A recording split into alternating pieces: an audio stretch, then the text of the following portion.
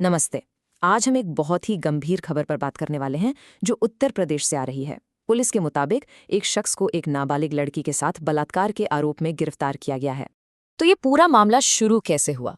देखिए, ये लड़की की मां की तरफ से दर्ज की गई शिकायत है और यही बयान जो आप देख रहे हैं पूरी पुलिस कार्रवाई का बेसिस बना। जाहिर है, ये एक बहुत बहुत संगीन आरोप है। चलिए, अब इस मामले के फैक्ट्स को थोड़ा और समझते हैं। आखिर इस केस के मुख्य तथ्य क्या हैं? देखते हैं। तो इस केस में दो लोग शामिल हैं।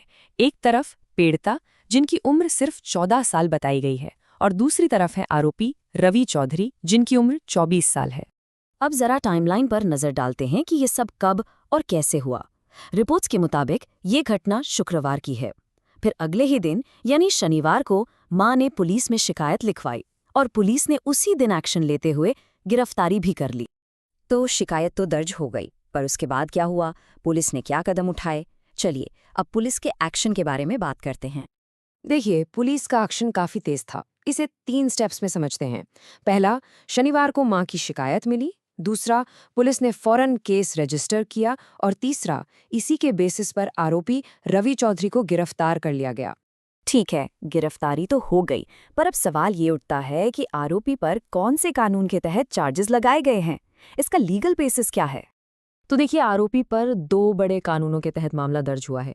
एक तो है भारतीय न्याय संहिता यानी बीएनएस की धाराएं, और दूसरा है पॉक्सो एक्ट, जो ऐसे मामलों में बहुत ज्यादा अहम हो जाता है। अब आप सोच रहे होंगे कि ये पॉक्सो एक्ट क्या है। इसका पूरा नाम है protection of children from sexual offences act. जैसा नाम से ही साफ है, ये कानून खास तौर पर बच्चों को यौन शोषण से बचाने के लिए ही बनाया गया है। और क्योंकि इस केस में पीड़िता नाबालिग है, ये एक्ट सीधे सीधे लागू होता है। ओके, तो हमने काफी कुछ जान लिया। चलिए एक बार फटाफट से इस पूरे मामले की मेन बातों को रिवाइज कर लेते हैं, एक क्विक समरी देख लेते हैं। इस टेबल से सारी चीजें बिल्कुल क्लियर हो जाएंगी। आरोप क्या है? 14 साल की लड़की से बलात्कार का। आरोपी कौन है? 24 साल का रवि चौधरी। और अभी स्टेटस क्या है? वो गिरफ्तार हो चुका है। और ये सब हुआ है बीएनएस और पीओसीओएसई एक्ट के तहत।